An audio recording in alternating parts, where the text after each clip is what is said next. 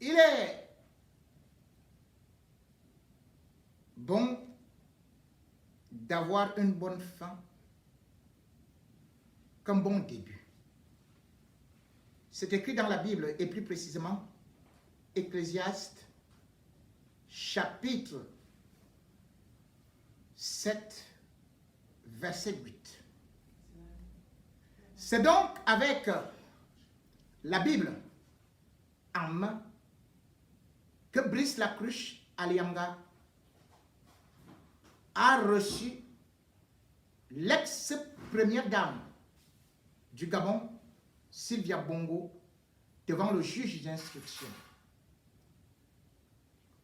Brice Lacruche Alianga venait tout droit de la prison où il a été envoyé par les soins de la première dame, ou plutôt de l'ex-première dame. Et Lacruche Alianga avait juré ne jamais parler, mais jurait que la loi du karma va le venger. Lacruche Alianga est devenu presque comme un prophète. Cependant, de toute la beauté, de toute la prestance qu'il avait, ne lui reste plus qu'un sac d'ossements, un squelette, barbichu, cheveux en broussailles, tricot presque en lambeaux, gros pantalon ne tenant même pas les reins. Lacruche Alianga, ex-homme fort du Gabon, ou plutôt deuxième homme fort du Gabon après Ali Bongo, ressemblait à une loque humaine. Mais avec la Bible en main, il a traumatisé Sylvia Bongo, qui se prenait pour la Vierge des Vierges, la Vierge Marie, celle qui pouvait envoyer tout le monde au ciel parce que son mari, le chef de l'État, était Jésus-Christ ou alors tout simplement Dieu, et qu'elle était encore au sommet de Dieu. Après avoir envoyé Lacruche Alianga en prison, voici Sylvia Bongo qui vient de regagner la prison de Libreville. Qui l'eût cru? La première femme, l'ex-première dame du Gabon, dort désormais. Ce n'est plus au palais, mais sur un petit matelas au quartier des femmes, où elle a été accueillie par les... Tout a commencé mercredi, le 11 octobre 2023, lorsqu'il y a eu cette confrontation entre Sylvia Bongo et Brice Lacruche Alianga.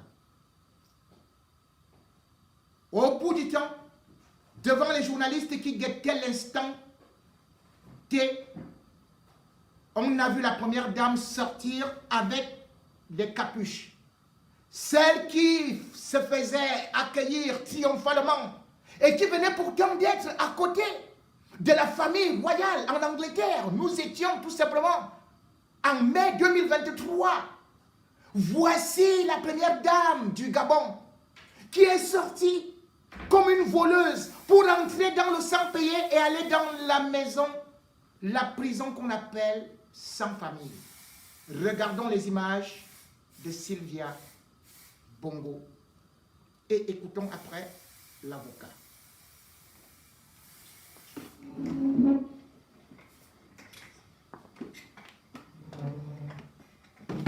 Voilà Sylvia Bongo, l'ex-première dame en capuche, en rose, qui se dirige vers la prison. Voilà Sylvia Bongo. J'espère que Chantal est en train de regarder cette image. En pleine nuit. La voilà. La voilà. Arrêtée comme une vulgaire bandite. Avec les baskets aux pieds. Voilà Sylvia Bongo. Écoutez l'avocat.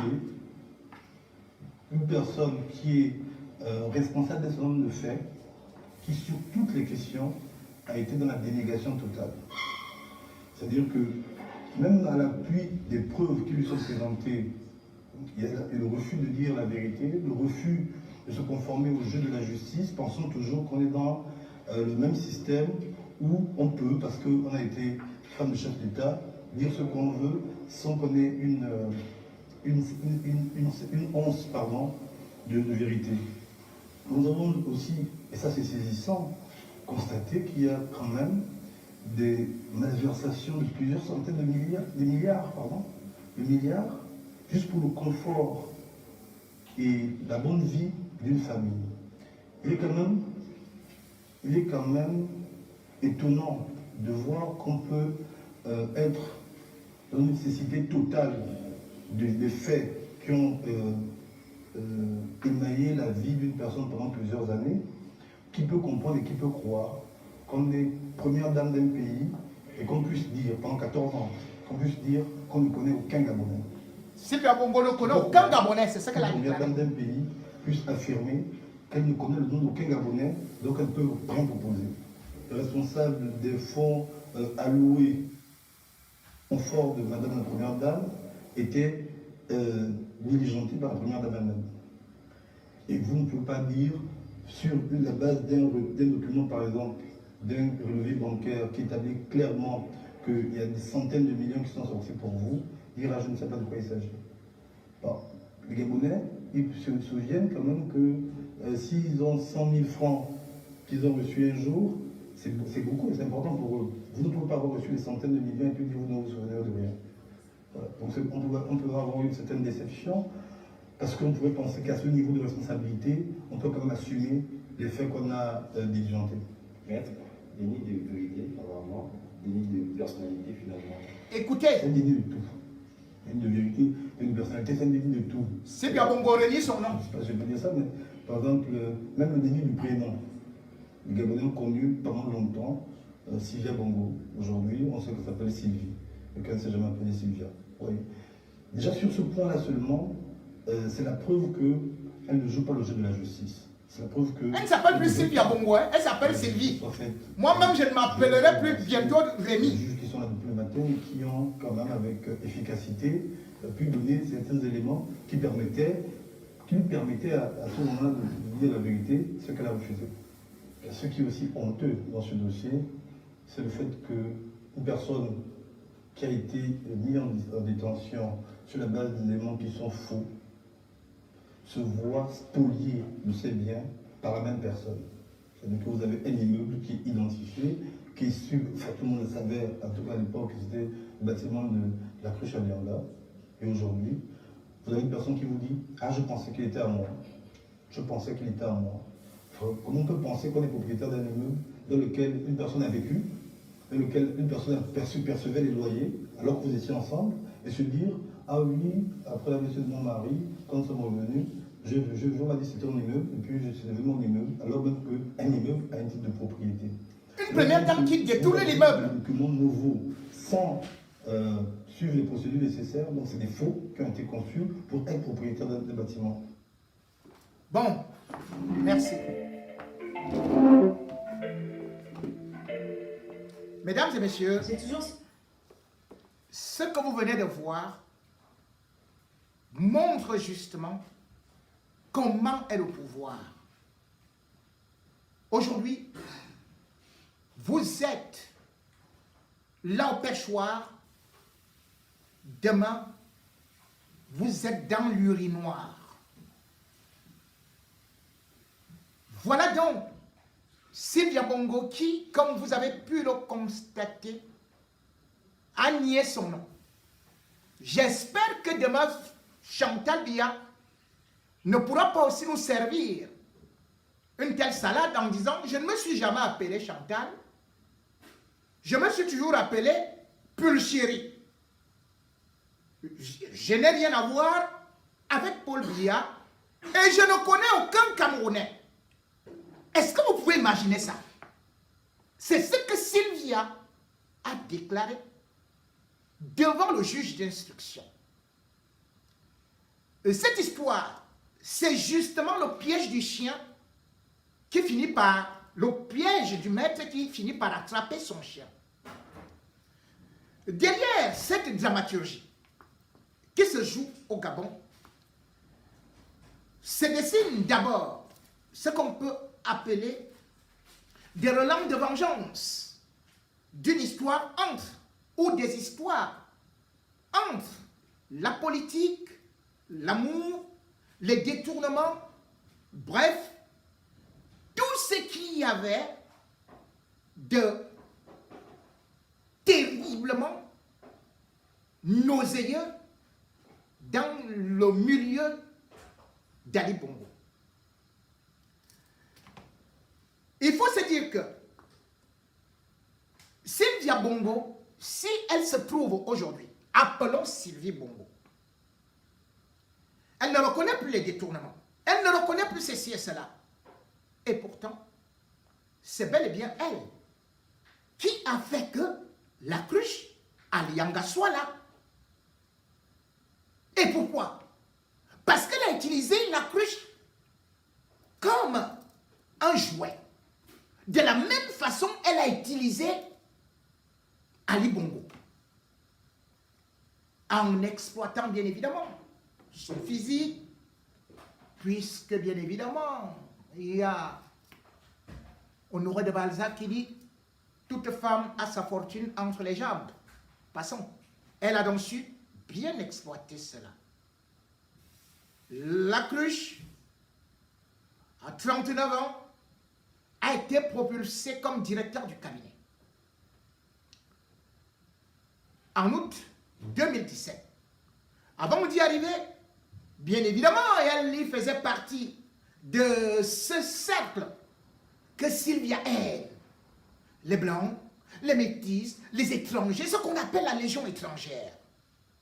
Et il avait constaté que la cruche avait une certaine éloquence, une prestance et surtout avait cet orgueil de pouvoir être zélé même devant ceux-là qui pouvaient la combattre, c'est-à-dire les brontosaures du régime Bongo. Bien sûr que la cruche a été conseillée d'Ali Bongo quand il était déjà au ministère de la Défense. Bien sûr que la cruche s'est retrouvée pour l'élection 2016 en train de soutenir Ali Bongo. Mais cependant, Sylvia va profiter d'un événement, d'un grand événement, c'est-à-dire lorsque un autre baobab qui protégeait Ali Bongo, qui prenait toutes sortes de flèches et qui est d'origine béninoise, à savoir Maxime Akrombesi, va s'écrouler à 10 jours de l'élection présidentielle de août 2016.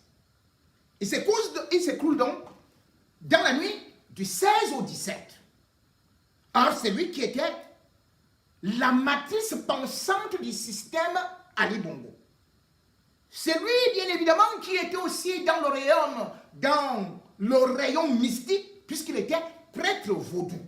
Et d'ailleurs, il connaissait tous les couloirs, les coins et les recoins de ce palais présidentiel depuis fort longtemps, puisque Dembaba, mais surtout qui a eu à le présenter à Ali Bongo, il en est devenu pratiquement un fils qui aussi a été adopté ou alors qui a été naturalisé en 1996. Maxime Akrombesi était donc celui qui était le véritable garde-fou, voire le bouclier d'Ali Bongo. Lorsqu'il tombe, Sylvia s'est dit, mais c'est une bonne chose, puisque l'homme fort qui vient de tomber de suite d'un AVC, cet AVC, je vais d'ailleurs vous expliquer dans une autre émission comment est-ce que c'est venu, dans des conditions mystiques, dans des conditions qui pourraient encore vous faire soulever les cheveux. Mais toujours est-il que elle va constater un petit flottement parce qu'on va prendre, Ali Bongo va prendre un autre directeur, mais qui n'a pas de pieds sur terre. Et que Sylvia va réussir à dégager en un laps de temps, demandant à son mari de nommer plutôt la cruche à Lianga. Pourquoi?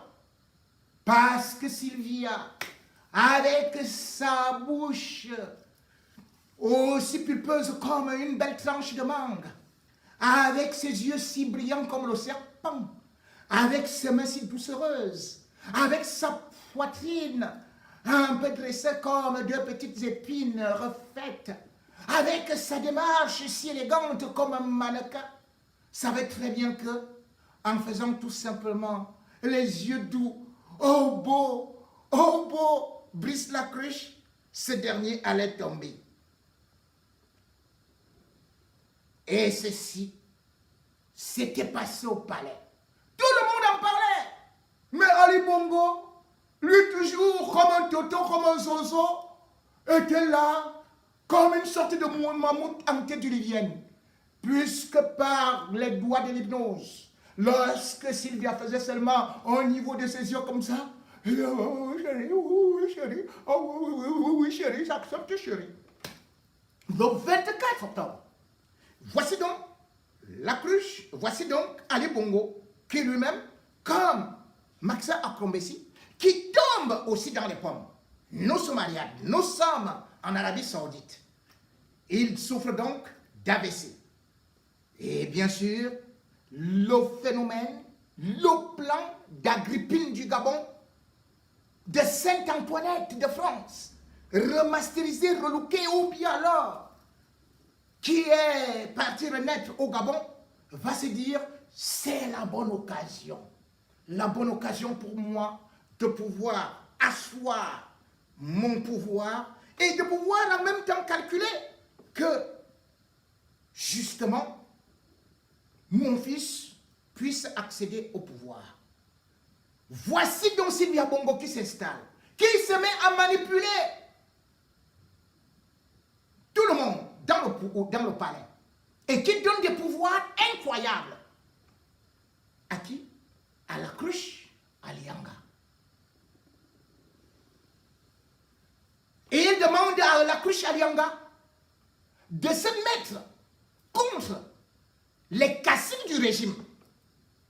Et c'est Sylvia Bongo qui fait que, justement, le directeur du cabinet d'Ali Bongo organise donc ce qu'on va appeler une tournée à travers le pays où il va se présenter comme le Messie ou alors comme le messager intime, selon sa propre description d'Ali Bongo. Le Messie intime, tellement il sera zélé, parce que quand on lui souffle de bons mots, eh bien, il va se voir très très fort.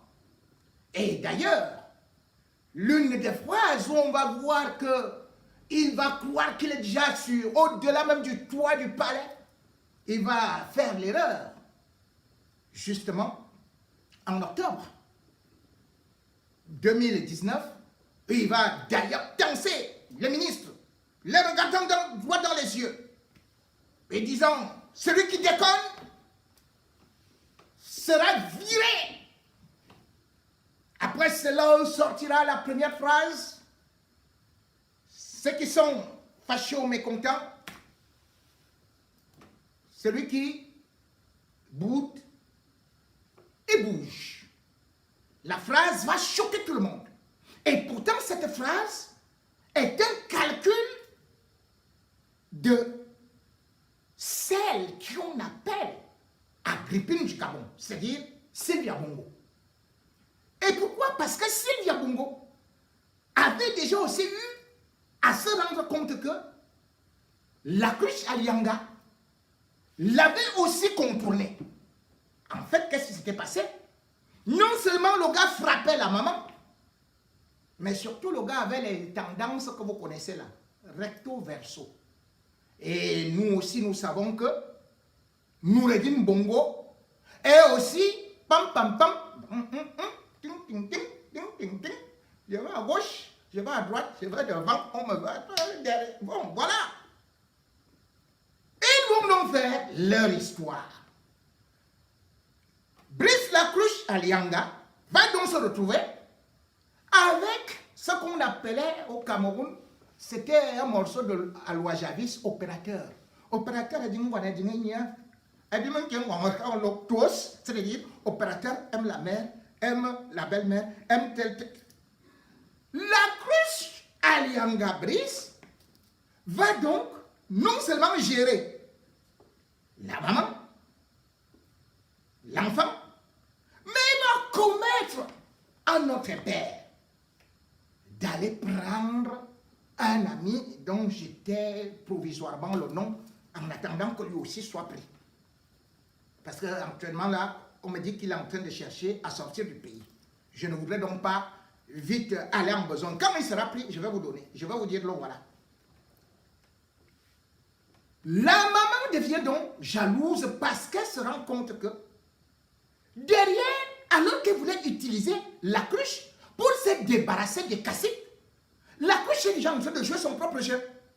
C'est-à-dire que non seulement il a déjà créé la GEF, c'est-à-dire une sorte d'association de jeunesse, de machin, qui, pour lui, qui veut dire les jeunesses volontaires, mais derrière ça, le gars a déjà des gros yeux. Mais derrière, quand ils faisaient leur entente, lorsqu'ils montaient leur plan, c'était pour dégager tout le monde aux côtés d'Ali Bongo. Et d'ailleurs, c'est ce qui va arriver. On va dire que c'est, bien sûr, la cruche, Alianga, qui nommait les gens au niveau de la tête, au niveau de la sécurité, qui avait changé l'équipe d'Ali Bongo, qui mettait les gens au niveau des administrations. Ce qui est faux. C'est Sylvia Bongo qui le faisait. C'est à peu près comme Chantal Biya et Ngongo aujourd'hui. C'est-à-dire que Ngongo vous dit que, voilà, sur instruction du chef de l'État. Ce n'est pas instruction du chef de l'État. Les gens sont en train de regarder Ngongo. C'est Chantal Biya qui est en train d'agir. Vous voyez donc que ce qui se passe au Gabon est exactement ce qui se passe au Cameroun. Sylvia a des pouvoirs illimités. Sylvia gère Ali Bongo, gère son fils, gère en même temps la cruche Alianga. Donc tout ce que le gars fait, au départ, c'est pour elle. Sauf que comme la petite vient en mangeant et surtout qu'il cogne déjà la mère, il cogne le fils, il dit ah, je vais faire quoi? On va donc le piéger. C'est ainsi que le fils Noureddin va l'inviter à Pointe-Denis. Pointe-Denis, c'est une sorte d'île qu'ils ont vendue au roi du Maroc, qu'ils ont offert au roi du Maroc. C'est Ali Bongo qui a offert ça. Mais cependant, il y a souvent des cérémonies pas possibles là-bas. Il y a des danses sans caleçon qui se font là-bas entre les membres du gouvernement quand le week-end arrive et tout, ils vont là-bas. Bref, c'est l'autre Sodome et Gomorrhe où seuls les initiés vont. Alors Noureddin va inviter son beau charmant Brice Lacruche Alianga et va lui dire, bon voilà, qu'est-ce qui se passe avec ce que tu es en train de faire là? Tout va se gâter là-bas. Les voix, les éclats, et tout. Bref, le verre est dans le fruit, séparation, et chacun promet donner les coups bas à l'autre.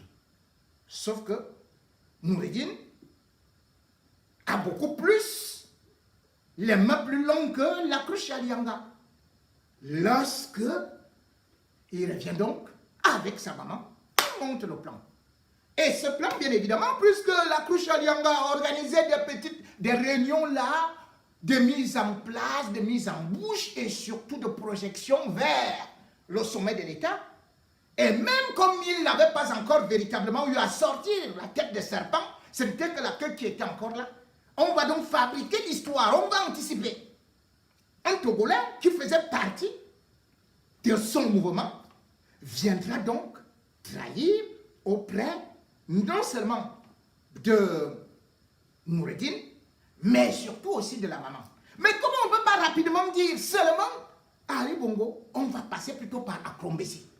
Akrombessi, c'est celui-là qui avait été remercié par Ali Bongo, qui n'était plus là, qui n'était plus au Gabon, mais d'ailleurs qui était représentant du chef de l'État et qui malheureusement, parce qu'il y avait déjà eu presque des dissensions après son AVC, donc en mars 2019, lui aussi il a été débarqué. Sauf que cette fois-ci, on lui dit, attention, Brice Lacruche Alianga est en train de préparer un coup d'État contre Ali Bongo. Ce sera entre le 5 janvier et le 15 janvier 2020. Voilà donc comment est-ce que Maxence Akrombessi, qui a été le directeur de cabinet d'Ali Bongo et je reviendrai sur son rôle néfaste au Gabon et ce qu'il a fait beaucoup plus tard dans d'autres émissions. Mais on y va d'abord sur son intervention.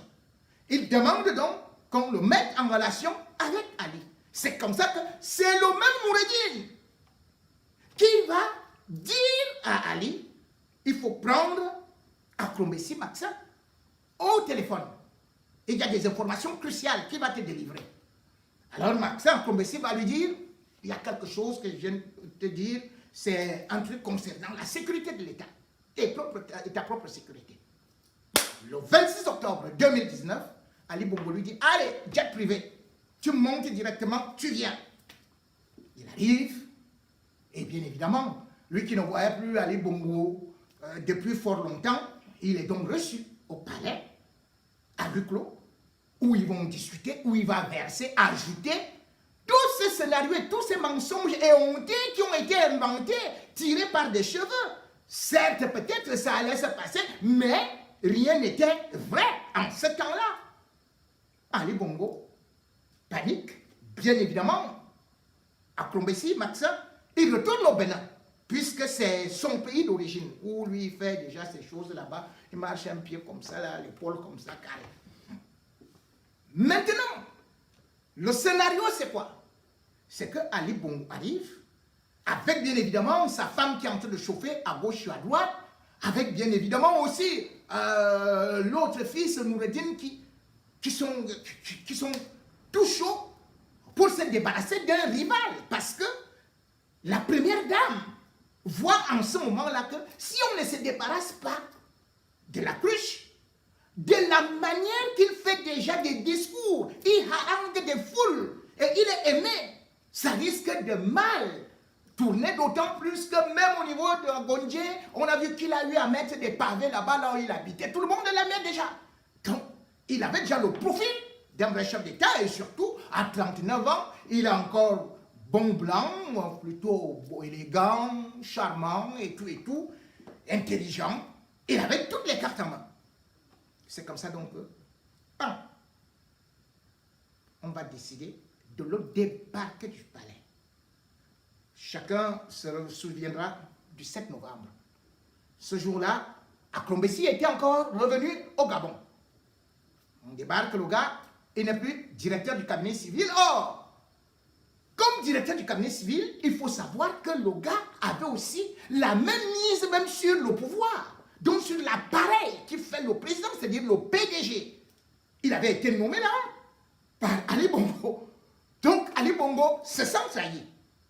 Il le débarque et il fait qu'il lui donne un faux ministère qui n'existait même pas là, sans bureau ni rien et tout.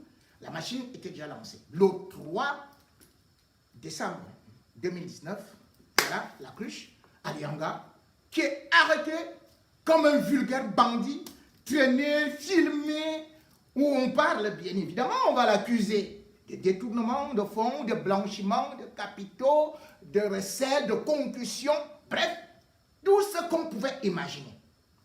Maintenant, tout ce qu'on reprochait à la cruche Alianga, de la même façon qu'on reprochait à celui qui gérait la société de pétrole, Gabon Oil Compagnie, c'est-à-dire que NASA, Patrici, eh bien, qui disait déjà que tout l'argent qui avait été détourné, c'était avec Sylvia Bongo.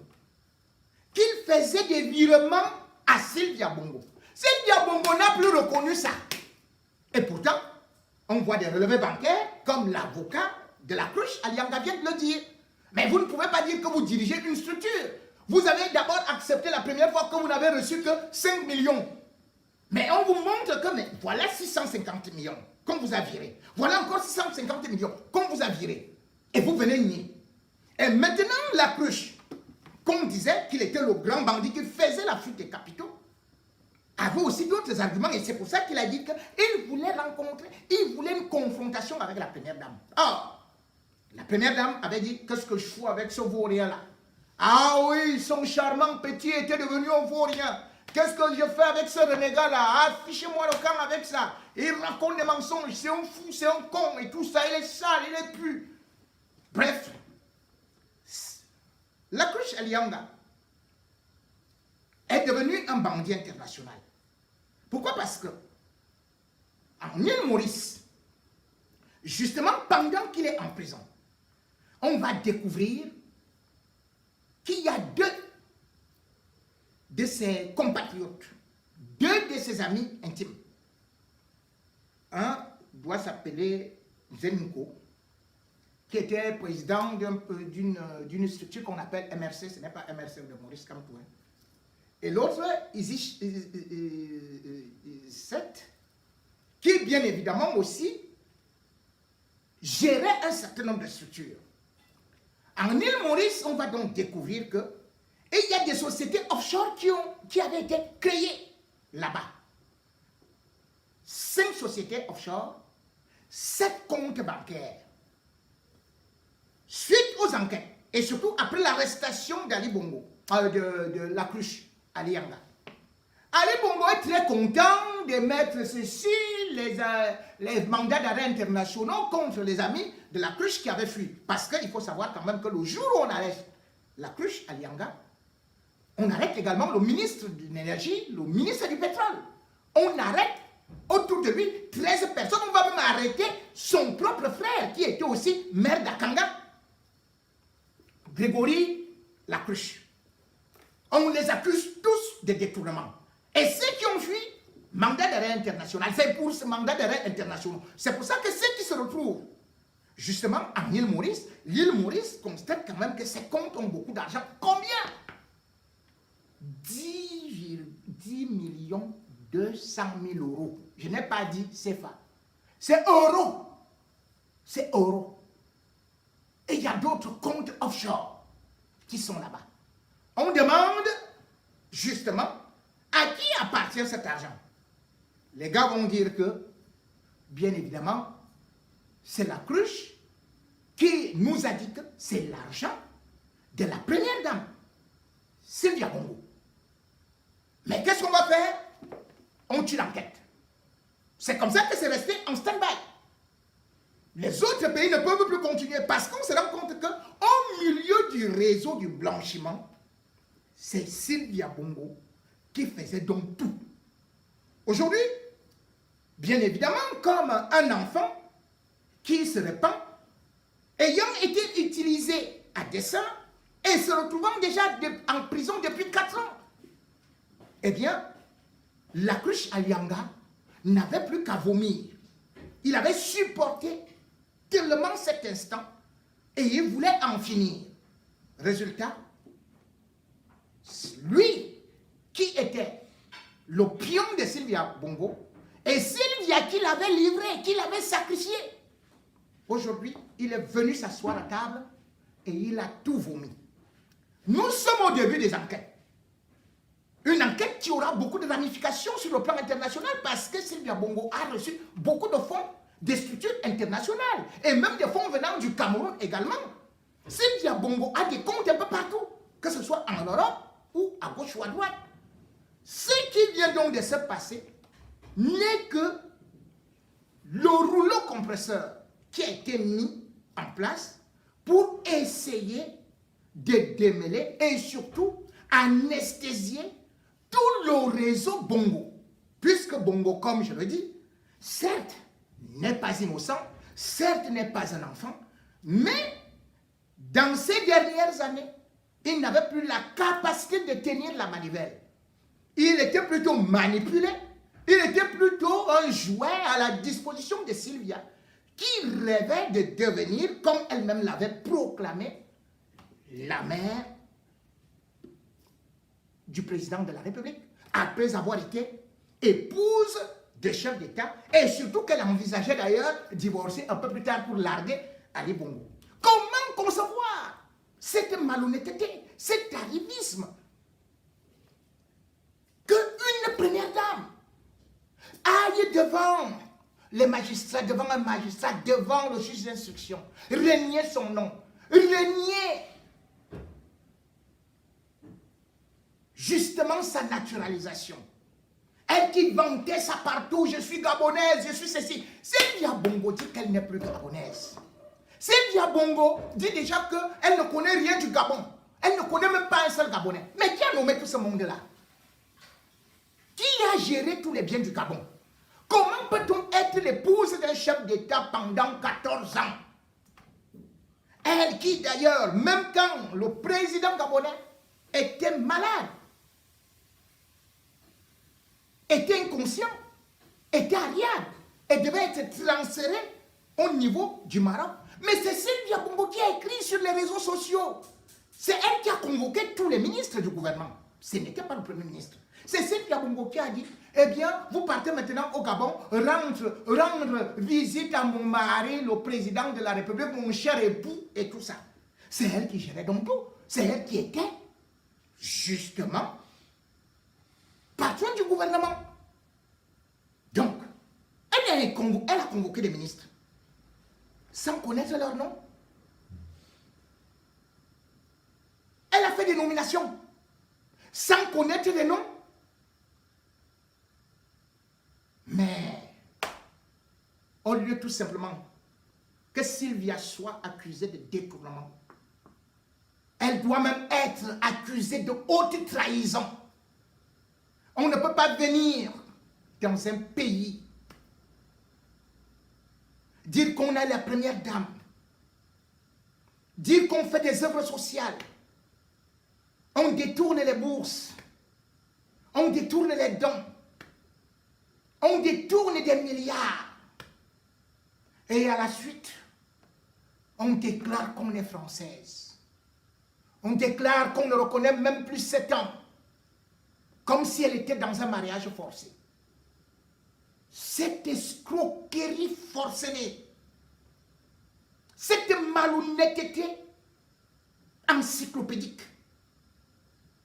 jusqu'à la moelle épinière, devrait être sévèrement punie par le régime Oligui Nguema. Oligui Nguema, quoi qu'on dise, certains ont cru qu'il allait avoir une main qui tremble. Même si on dit que la justice est indépendante, nous savons très bien que en Afrique, et particulièrement en Afrique centrale, en Afrique francophone, eh bien, si l'homme politique ne donne pas un coup de pion, un coup de pédale à la justice, elle ne peut jamais agir. Cela veut donc tout simplement dire que Oligui Nguema a été courageux.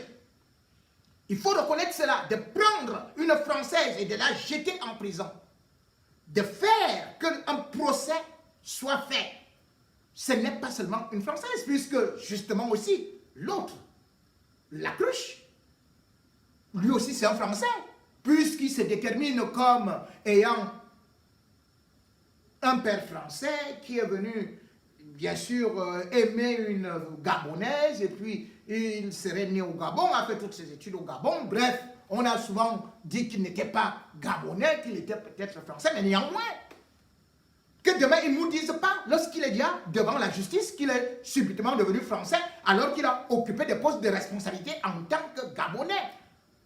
Aujourd'hui donc, ce que je tenais à dire, c'est que non seulement je tire mon chapeau au nouveau gouvernement de transition, qui est en train de mettre un véritable pied dans la fourmilière, et surtout qui n'a pas tremblé devant les menaces de Sylvia, qui a voulu intimider, qui a voulu appeler à la France, qui est parti pour recruter les avocats au niveau du Royaume-Uni. Elle a compris qu'il y a des dirigeants africains qui peuvent également aussi juger les Européens contrairement à ce que Nicolas Sarkozy faisait à l'époque. Lui qui partait prendre les gens au Tchad, qui pourtant étaient accusés de venir voler les enfants. Mais il s'en tapait la poitrine. Oligui Nguema, en quelque temps tout simplement, non seulement il y a déjà des gros requins, des gros poissons qui sont en prison, mais surtout Sylvia, dont nous avions peur de pouvoir échapper à la justice, parce que jusque-là, depuis le 30 août, jour du renversement du régime Ali Bongo, contrairement aux autres qui ont été conduits en prison, elle était en résidence surveillée. Mais par la suite, elle a quand même été inculpée au mois de septembre, le 23 plus précisément, ou le 28 justement. Et tout est allé rapidement, de telle sorte qu'aujourd'hui, elle peut découvrir le concert de mouches, le concert des rats qui sont là, à côté des matelas. Ah oui, Sylvia, aujourd'hui les rats te souhaitent bon appétit. Sylvia, oui, aujourd'hui tu es là avec les malfrats. Sylvia, oui, tu es là puisque tu voulais faire le social. Tu disais que tu aimes les pauvres. Tu partais embrasser les femmes de la rue. Maintenant tu es avec les femmes qui parfois ont tué leur mari comme tu voulais tuer ton mari. Sylvia, tu es maintenant là avec les femmes qui ont aussi volé mais pas comme toi. Sylvia, tu auras aussi le matelas qui a des puces là. Ah, de toutes les façons, qu'est-ce que tu voulais venir faire en France, puisque actuellement ce sont les punaises de lit qui s'offrent ici. De toutes les façons, Sylvia, regarde sur le toit. Tu as vu les cancres là qui marchaient là? Tu as vu comment c'est un bon concert? Ah Sylvia, tu ne voulais pas que les murs soient propres, qu'ils soient blancs. En prison, tu sais qu'il faut donner la leçon à ces crétins, à ces gadins qui ont pris un peu d'argent dans les caisses de l'État. Mais Sylvia, maintenant, tu es là-bas avec eux. Et de toutes les façons, la seule chose que tu peux chercher à devenir, c'est organiser l'élection présidentielle pour être chef de cellule. Mais ne t'en fais pas. Sylvia, là-bas, dans la prison des femmes, et il y a des costauds comme ça, qui sont musclés, qui peuvent taper comme Nganou. Sylvia, tu as vu tes petites jambes là, tes petits bras freluqués là. Tu as vu la femme qui est à côté là, qui t'a regardé avec une tête noire là, avec deux bosses ici. Quand elle donne seulement un coup de tête, boum. Sylvia, c'est le sang qui va jaillir. Sylvia, sois tout simplement douce là-bas. Prie tout simplement et dis, je ne suis plus la femme bien de là-bas. Je suis tout simplement au milieu de là où la loi des malfrats, la loi du plus fort physiquement règne. Parce que lorsqu'on est une femme hors la loi et lorsqu'on a rêvé de pouvoir régner sur un État qu'on a voulu voler, lorsqu'on a pillé les caisses de l'État, eh bien on peut même avoir une tête coupée. Oui, ça s'est passé en France. On a vu comment on a zigouillé des rois. Mais Sylvia, l'État du Gabon est quand même un État humain. Tu as vu comment on a protégé ton image? Tu as vu comment tu es allé là avec une petite capuche rose, comme ma fille quand elle était au cours préparatoire? Tu as vu comment tu marches maintenant avec les baskets? Toi qui étais seulement sur des talons comme ça là, 40 centimètres. Sylvia. Ouais. Ils vont mettre les jogging. Et surtout, Sylvia, un conseil. Ne va jamais dans la cour rencontrer les autres prisonniers là. Les gars là, ils sont là-bas depuis. Ils n'ont même pas été jugés. Ils attendent l'instant T. Et ils vont te manger cru. Et tout prisonnier aimerait quand même aussi être le premier prisonnier. Parce que si on sort avec la première dame qui est première prisonnière, on devient premier prisonnier. Oh Sylvia, Sylvia, Sylvia. Oh, Sylvia, tu me rappelles l'histoire d'Abogobelinga et de Mélissa. Sauf que Mélissa, elle est encore en sécurité. Enfin, elle cherche même à traverser pour le Gabon. C'est comme Abogobelinga qui croyait aussi lui devenir chef d'État et qui se retrouve en gâteau là-bas. Oh, Sylvia, Sylvia, tu peux demander aussi. Parce qu'il y a quand même ce qu'on appelle les rapports d'État-État. Tu peux demander une affectation vers la prison principale de Konengi. Ah oui, là-bas, tu peux aller trouver les hommes là, les hommes noirs. Ah, mon copain, de toutes les façons, il bouge mieux que ton gars qui lui marchait derrière là-bas. Comme ça là. Lui, il tire sur tout ce qui bouge.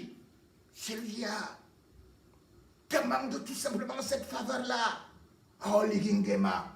De toutes les façons, Oligingema, lui-même, il a quelques petites racines camerounaises. Accroche-toi sur ça. Laisse l'affaire de la France là. Personne de la France ne viendra te sauver. Personne ne viendra t'enlever de la prison là où tu es, après avoir tant volé, après avoir tant tué. Parce que d'autres procès seront intentés contre toi. Nous ne sommes qu'à la première étape du blanchiment, des détournements. Mais sache surtout que tu es aussi accusé pour faux et usage de faux. Sache que tu es parti faire un cachet au Gabon, au Maroc, pour imiter la signature de ton mari avec ton fils. Sylvia, ce n'est pas tout. Et il y a surtout ce qu'on appelle le réseau de mafia internationale qui sera aussi là. Et surtout, n'oublie pas, Sylvia, que tu pourras aussi être traduit devant la CPI par rapport aux crimes qui ont été commis par ton mari et toi, comme les Ceausescu le furent naguère. Donc, ce n'est pas encore une affaire qui est terminée. Tu ne fais qu'aller dans le chemin des ténèbres parce que, avec la CPI, la Cour pénale internationale, on pourra ouvrir, bien sûr, d'autres dossiers avec des crimes d'État qui ont été commis où tu étais devant. Bien sûr, 2009, 2016. Ah, et surtout, là-bas, j'espère que tu regarderas la cruche à Lianga que tu as réussi à décimer, que tu as réussi à tuer, qui aujourd'hui ressemble à une feuille de légumes, qui aujourd'hui est en train de finir comme une bougie, qui a subi les affres d'une femme machiavélique, qui ne pense qu'à elle, rien qu'à elle, et qui, comme telle, a creusé sa tombe avec ses dents et avec ses yeux de serpent.